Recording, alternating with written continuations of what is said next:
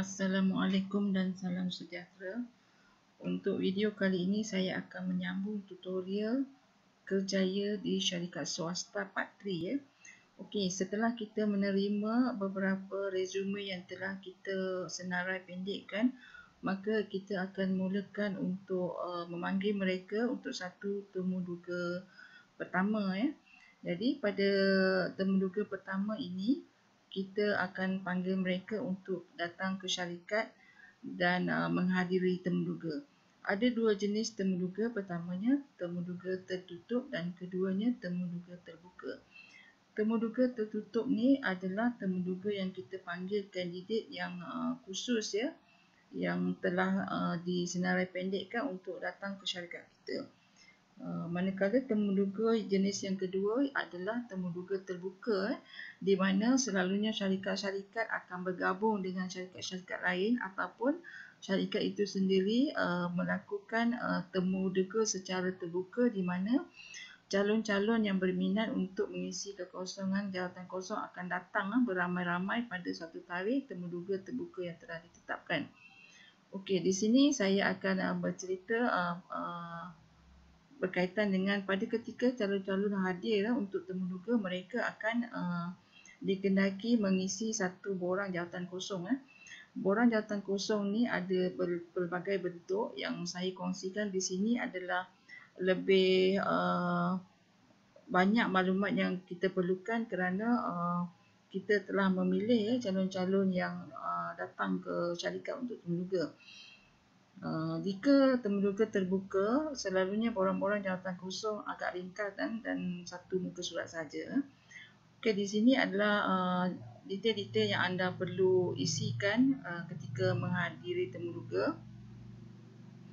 Jadi untuk tipsnya untuk adik-adik yang akan menghadiri temuduga, anda boleh mengambil detail-detail yang diperlukan ini ya, dan bersedia dengan maklumat-maklumat yang anda bakal tulis di atas borang jawatan kosong ini. Kerana pada ketika anda mengisi kekosongan borang jawatan kosong ini agak mudah bagi anda untuk mengisi jika anda telah ada detail yang di dalam tangan anda. Tidak lupa juga anda dikehendaki membawa resume di mana resume yang selalunya anda buat tu adalah satu page saja.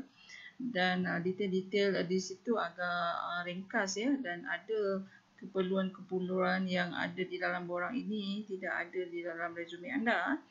Jadi anda boleh salin detail-detail ini dan sedia dengan maklumat-maklumat yang di tangan anda ya untuk diisikan di dalam borang jawatan kosong ketika menghadiri temuduga. Okey, ini adalah borang jawatan kosong jenis yang kedua ya, di mana borang ini satu page sahaja biasanya digunakan untuk kaki tangan yang berjawatan yang agak rendah ya, iaitu khusus untuk operator atau pekerja am. Jadi ini adalah detail-detail yang anda perlu isikan ya. Okey, setelah kita mendapat maklumat-maklumat ini pada hari temuduga, maka temuduga akan dijalankan ya. Okay, di video yang sebelum ini saya ada beri tutorial berkaitan dengan sesi temuduga yang dijalankan ya. Di sini anda boleh membaca bagaimana temuduga dijalankan, dan jika anda inginkan maklumat-maklumat ini sebagai nota yang lengkap anda boleh dapatkan di link di bahagian description box saya di bawah ya.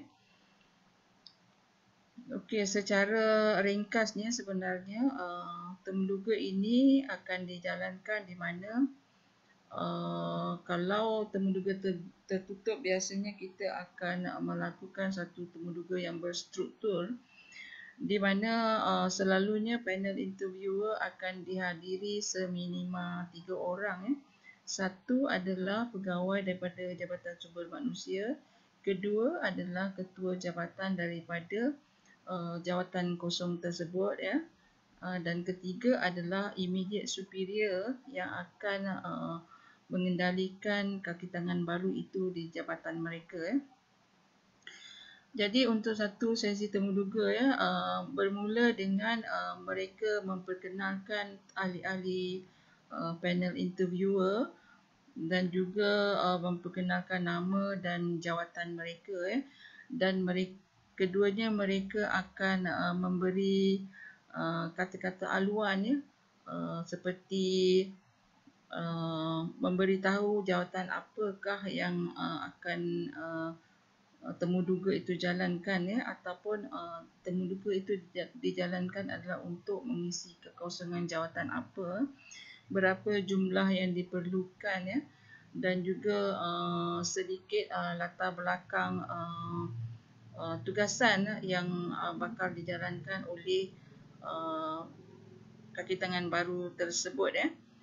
Jadi di sini juga diberitahu berkaitan dengan first impression ya, di mana panel interviewer akan memberi satu suasana temuduga yang positif ya, dan mereka juga akan mula membincangkan perkara-perkara yang bersesuaian dengan calon-calon yang datang ya, yang familiar dengan calon-calon tersebut ya. Jika calon-calon tersebut di kalangan wanita, maka topik-topik yang dibuka adalah berkaitan yang perkara-perkara yang bersesuaian dengan mereka ya. Dan juga mereka juga akan memberitahu berkaitan dengan kenapa mereka banyak menulis ya, di mana mereka menulis ini adalah untuk mengingati apakah yang telah anda perkatakan pada soalan-soalan yang mereka telah berikan kepada anda ya. Dan juga mereka akan memastikan juga cara duduk pada sesi temuduga tersebut ya, di mana biasanya kalau secara formal mereka akan duduk di satu baris kerusi, dan di depan mereka ada satu meja, dan beberapa langkah akan diletakkan kerusi untuk calon-calon yang datang temuduga, di mana jarak ini tidak terlalu jauh dan tidak terlalu dekat ya, sekadar mudah untuk melihat penampilan anda sebagai kandidat yang datang temuduga, dan juga dapat menilai cara anda berkomunikasi dan jelas dapat mendengar jawapan dari anda. Panel interviewer juga akan sedaya upaya untuk memahami anda sebagai seorang yang datang temuduga ya, dan seharusnya anda tidak perlu rasa tertekan ya, kerana sebagai seorang yang ingin memerlukan kerja, anda mestilah bijak menangani situasi di mana secara objektifnya adalah anda datang temuduga untuk mempromosikan diri anda ya, supaya diketahui oleh pihak panel interviewer bahawa anda lah calon yang terbaik yang memiliki kelayakan akademik dan kemahiran kerja yang baik menandingi ataupun melebihi daripada calon-calon temuduga yang lain ya. Kalau mengikut disiplinnya, interviewer akan bercakap kurang daripada 30% masa temuduga. Jadi di sini anda mestilah mengambil kesempatan ya, bercakap atau mempromosikan diri anda sebanyak yang mungkin ya, supaya mereka memilih anda sebagai calon yang terbaik. Okey, satu tips yang utama ketika anda menghadiri temuduga ya untuk jawatan kosong, anda kena ingat bahawa sebenarnya anda pergi temuduga itu adalah seperti anda menjual barang, dan barang itu adalah diri anda sendiri ya. Jadi anda mestilah memberi satu punchline yang penting sahaja supaya mudah diingat oleh panel interviewer. Jadi anda tidak perlu memasukkan perkara-perkara remeh yang tidak penting, yang merugikan masa anda dan menghabiskan masa temuduga tersebut. Okey, seterusnya nanti pihak panel interviewer akan memberi soalan-soalan yang berstruktur ya, biasanya berstruktur ya, dan nanti soalan-soalan tu menjurus akhirnya nanti memberi anda soalan-soalan yang mencapai objektif mereka mencari satu kandidat yang sangat sesuai dengan jawatan tersebut.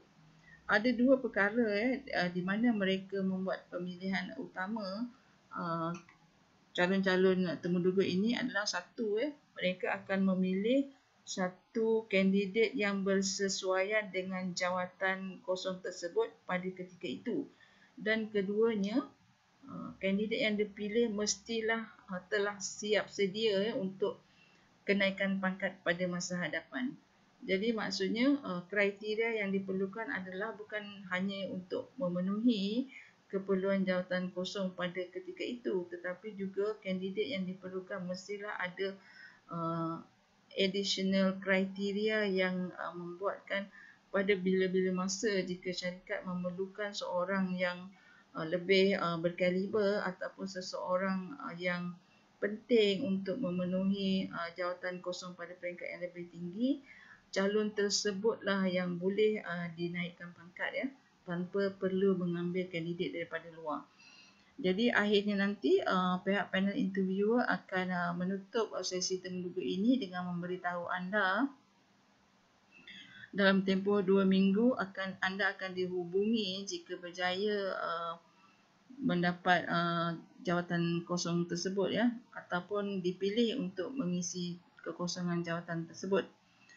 Tetapi jika dalam tempoh 2 minggu anda tidak menerima apa-apa maklumat daripada pihak syarikat, maka itu menandakan atau menunjukkan bahawa anda gagal dalam temuduga.